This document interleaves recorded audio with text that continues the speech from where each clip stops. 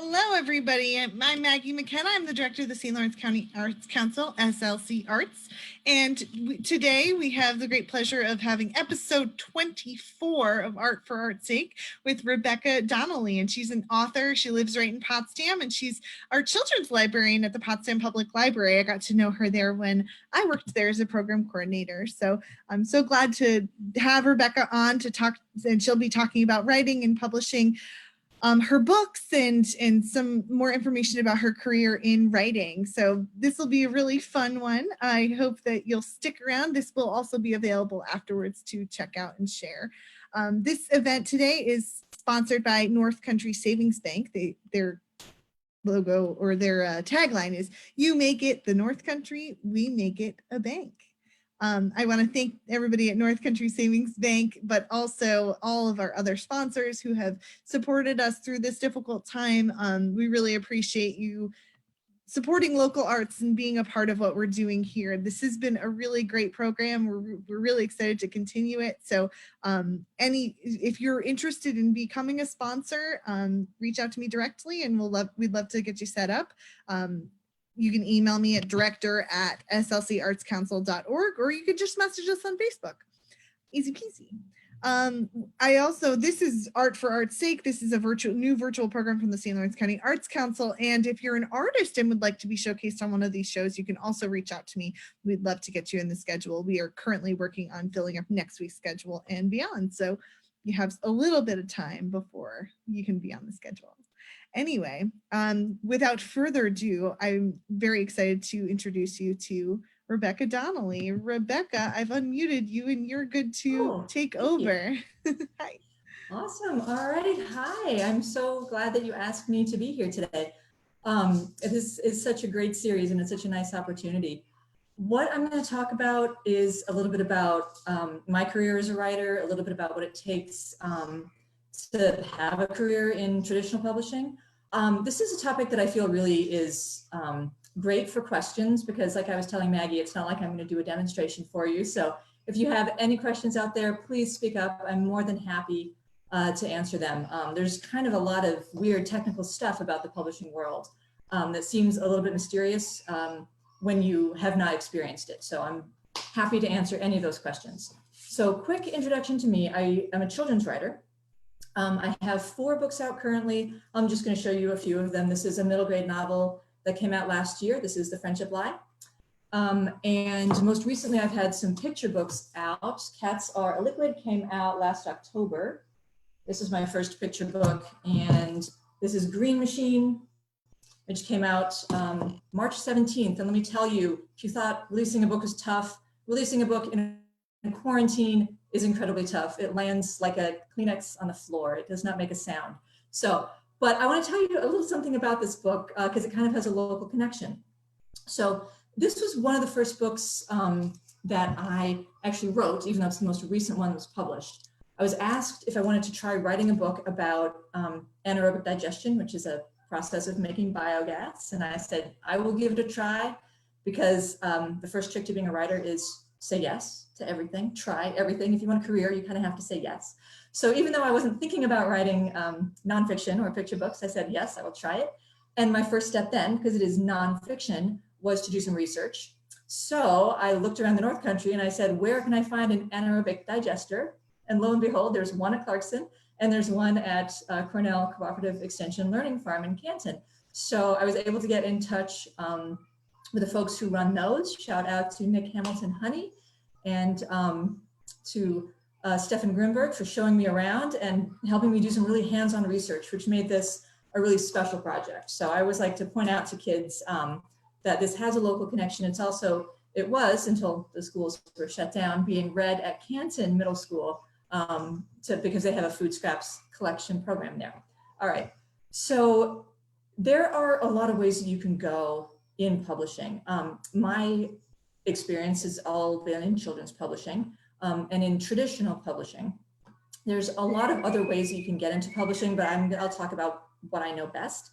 And when I say traditional publishing, what I mean is that I work with a literary agent, and that literary agent connects me with editors at publishing houses. So some of those are like the big five New York publishing houses, like this came out from Macmillan. Some of them are smaller publishing houses, independent, but they still work on the same model. If you want to be traditionally published, and that means like if you want your book to be carried in bookstores and libraries across the country, you really have to go for traditional publishing. Self-publishing doesn't really get you that reach. And that's one reason that I decided to do that. It's also because for children, we really rely on the gatekeepers who are parents, teachers, booksellers, and librarians to get those books in the hands of children. And again, traditional publishing is kind of the model for doing that. So the first step to doing that is getting a literary agent. Your agent is like, they're not quite like a business manager. Really what they do is they get your work in front of editors and they negotiate contracts. But they're also like the person who is in your corner. So sometimes, they'll read your manuscript. They'll give you feedback on your manuscript. And it's their job to know the business. And this is why it's so nice to work with a literary agent, because I have no idea what the larger market out there is doing. I really only know what I'm doing. But it's an agent's job to keep an eye on everything out there, to know who at what publishing house is looking for what type of project, so that when I send her something, my agent is a wonderful woman named Molly Kerhan of the Bent Agency, and she actually lives in London. So this is a global industry. So when I send her something, she can come up with a list of who to send it to. And then once she sends it to editors, she's the one who handles all of that negotiation stuff. I would take the first offer that was handed to me, so it's a good thing that I have somebody else to do that and to say no for me, because I'm incapable of saying no. So that's the first step. And it can be a little bit tough to find a literary agent. I feel like that is a really daunting step for a lot of people who want to do that. You have to have finished a project usually, and you have to write a query letter, and you have to go into what is called the slush pile. If you have no connections in publishing, and I had no connections in publishing, and I had no platform, believe it or not, I was not like a YouTube star or anything before I got into publishing. You have to finish your manuscript, write a letter, and just start sending it out and wait for those responses to come in. And there's a lot of advice out there for people who are writing query letters. So if you're interested in writing them, if you're interested in querying, there are some great blogs out there that give advice on how to write query letters. That's also the sort of thing that if you have a question for me, this would be a great time to ask it. Because the query letter is really going to show an agent what it is that you're trying to do, what your work is like. So that's the first step. And once you get an agent, then that agent is going to start sending your manuscript out. I always like to tell aspiring writers a little story about myself, which is that I got my agent in 2013, January of 2013. I was super excited. I was also 7 months pregnant. And she loved, I had sent her a manuscript. The manuscript that got me my agent was a fantasy story. And she immediately started sending it out. And within 6 weeks, we had a deal and we sold that right before my youngest daughter was born. And I thought, oh my gosh, this is so easy. Why does everybody complain about how hard this is? Everybody says publishing is so hard. Oh my gosh, this is so easy. Let me tell you, a year later, that contract was canceled. And that manuscript, if I had a drawer, it would be sitting in my drawer. It's sitting on my hard drive. It went nowhere. So that was like my introduction to the world of publishing. And that is sometimes just the way it goes. My editor moved to a different house and nobody else wanted it, and bam, there you go. So, oh well. So you really, along with saying yes to things, you have to keep going. You always have to be working on something, because if you're not, nobody's making you work on anything. I'm not getting calls from Molly telling me to get my butt in gear and work on stuff. I really just have to keep doing that myself. So I did. I kept working, and oh gosh, a couple of years later, we sold the second book that I finished. Ended up being the first book that I had published. And I didn't bring it to show. It's called How to Stage a Catastrophe, and it's another middle grade novel. my first book took me 4 years to write because I wrote it on my lunch break at work for like half an hour a day. My second book took me a little bit less time to write because I kind of knew what I was doing, but it still took like a year and a half. And, you know, luckily we were able to sell that, and we sold another one to the same editor a couple of years later. But this industry has really amazing ups and downs. And that's kind of the other thing, is that you have to hang on. I thought I would just be a fiction writer, and it turns out that I'm actually working on more picture books and nonfiction now than fiction.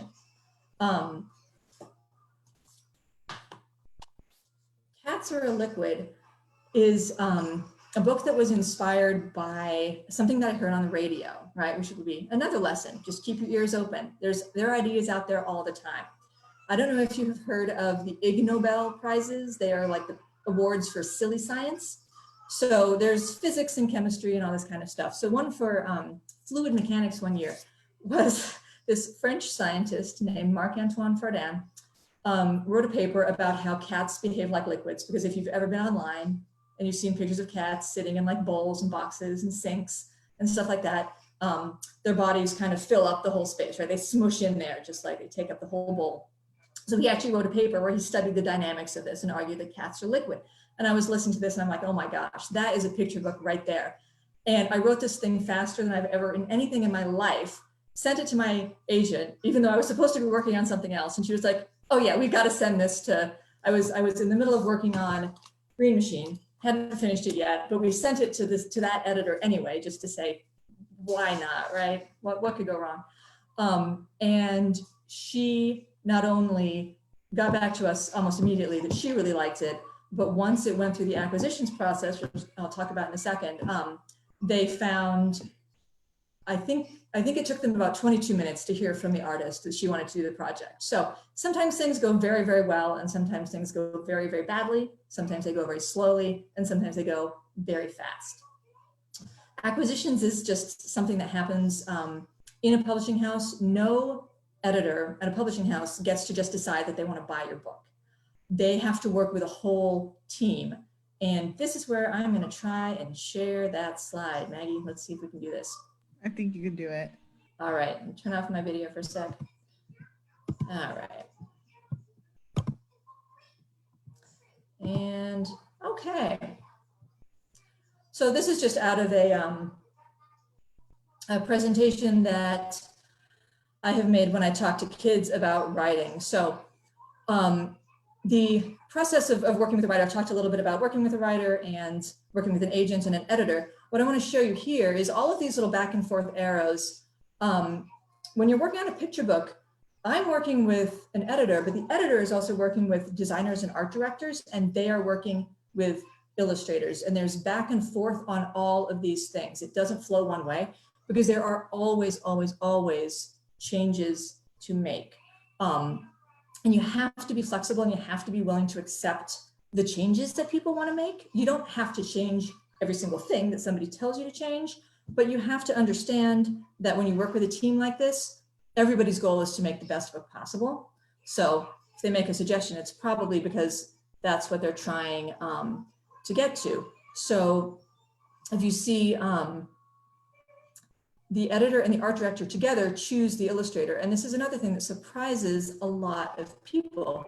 Sometimes people say, oh, where did you find the illustrator for your picture book? And I didn't, I've never met her. Her name is Misa Saburi, and she's amazing. I'm gonna stop sharing this slide and turn my video back on. No, she's wonderful, but she had worked with this editor before. So my editor immediately thought of Misa when she thought about a picture book with cats in it. No, it's never the picture book author's job to choose the illustrator, because that's not my expertise. I don't know who is going to make the best book, but maybe even more importantly, I don't know the schedule of all the people out there. You could have the perfect illustrator in mind, but they might be backed up with 5 or 6 other projects. You know, so that part of the job goes to the editor and the art director. And really, it's not even my job to make comments on the illustrations. Like when I turn in a manuscript, my manuscript is literally going to be the words that you see on the page. You only include what's called an art note if it's something that is absolutely crucial to understanding.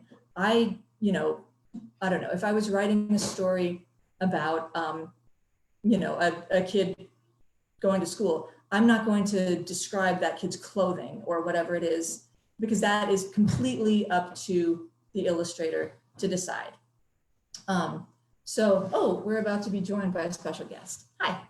Hi. Hello. So say hi, I'm live on Facebook. Hi. I do get to see sketches, which is a very cool thing. So when Lisa finished her sketches for Cats Are Liquid, she sends those to the editor, who, we're just gonna put this down, sweetheart.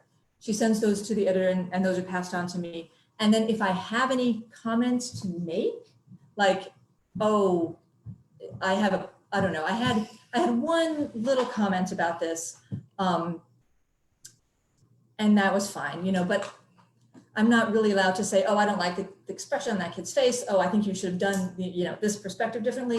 The illustrator isn't there telling me what to do, so I'm not there telling her what to do. And then I get to see the final art, and that's really just kind of a professional courtesy. But I think it's magical to see what somebody else does with your words. People, I was just chatting last week with an author illustrator. So she writes and illustrates her own books. And she was saying, I don't understand how you can do that. Like, isn't it hard to not be in control of all of those things?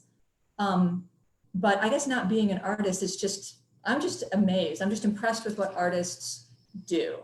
And the fact that I can turn in, I think the manuscript for Cats Are Liquid is less than 100 words. And it's just rhyming and just words about cats. And I literally had no idea what it was going to look like. I mean, I will read to you the first page.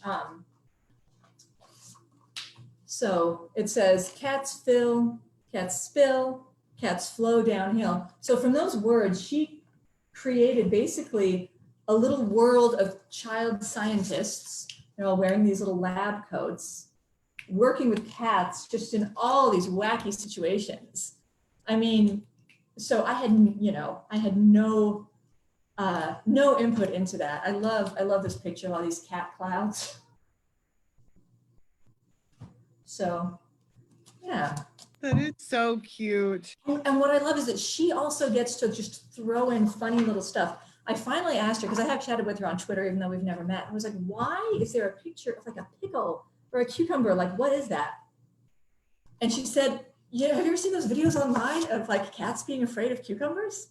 And I had not, but there you go. So, right, so she gets to throw in her inside jokes, just like I get to have my, silly little stuff. So I'm so glad you mentioned that, because that's absolutely hilarious. We also get to have so much fun. We have so much fun in children's publishing. So are there any questions or anything like that, Maggie? Or I don't see any right now, but if anybody wants to drop any questions into the Facebook comments, just shoot them in there and I can ask them at any point. Yeah, totally. I will just talk a little bit more about these books. One thing that really surprised me, so Cats Are Liquid, even though it is highly scientific, is actually fiction. And my editor said, we've been throwing in what we call back matter. Back matter is what happens basically after the story, after the main text. It's a little bit more information in the back of the book. And she said, we've been hearing from booksellers that they really want to have this in the back of the book. So I wrote back matter for a fiction book. So I wrote about the like states of matter. I gave a couple of resources for other books. I gave a link to that paper I was telling you about. And I gave an activity, making oobleck, which is, if you've ever made oobleck, sometimes it acts like a solid, sometimes it acts like a liquid. Haha, perfect. And I have to tell you, I was so excited. We actually were able to get in touch with the scientist, with the physicist who did this. And we sent him a copy of the book in France. And he was kind enough to say, thank you for turning my work into something useful. So. Oh, that's so great. I thought that was really sweet. Yeah. So with Green Machine, this is nonfiction, but it's actually like a rhyming book. It's not super, like technical, tech heavy. It does have these very detailed and accurate illustrations of microbes. I think that's exactly what they look like. Yeah. This illustrator, Christophe Jacques, is based in Belgium. And again, I've never met him. This is his first book as well. I think he started out in maybe some other type of illustration. And I will say for all of the artists out there, Sarah, no, thank you. The illustration side of it is not my area of expertise, obviously. But illustrators can make a very good living just going through, just illustrating other people's work. That you don't have to also be an author. Oh boy. You want to take this book? Is that what you want to do? Hold it up. Actually, my little ones are yeah, all about this. So illustrators can actually send digital portfolios to art directors. So if you're interested in getting into picture book illustration, that's something that you can do. I'm not, how can I say this? I don't want to recommend that you spend money to join a professional organization, but there is a professional organization that helps a lot of authors and illustrators who are starting out. It's called the Society for Children's Book Writers and Illustrators. They have a local conference in Syracuse. They have national conferences. They have chapters all over the world. And that can be a nice way to find out, who you can send your portfolio to. I think our local artist and our graphic designer at SLC Arts, Catherine LaPointe-Volmer, is actually a part of that, and she studied children's book illustration. It's really an incredible thing. Yeah. I think it's really cool because I know a lot of artists have gotten their start just illustrating pieces for magazines or whatever it is, and then somebody likes their work enough they ask them to do a book.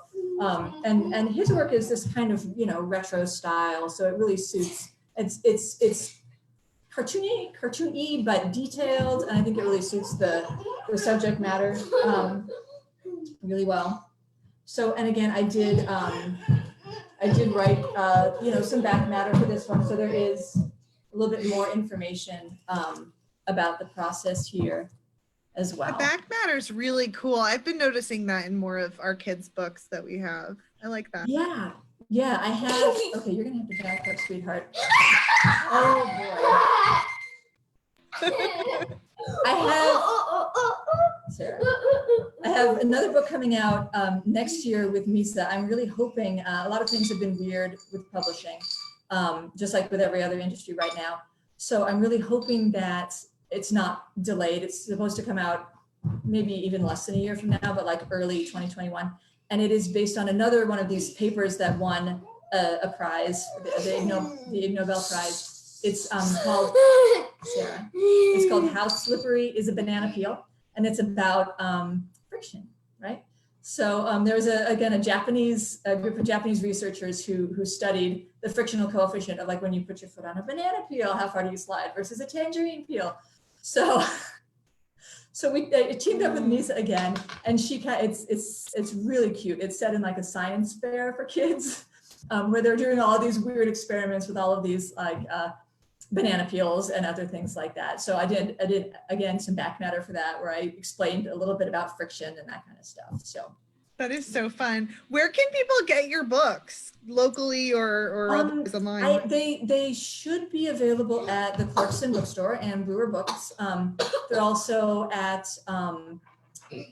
it's a little bit less local, but like the Bookstore Plus and like Placid carries them. You can buy them online. I never recommend Amazon as the first place to go, but they are certainly there. You can buy them online from your favorite independent bookstore. There's also a brand new website called, I think it's bookshop.org, which is kind of like an umbrella website for all independent bookstores where they ship directly.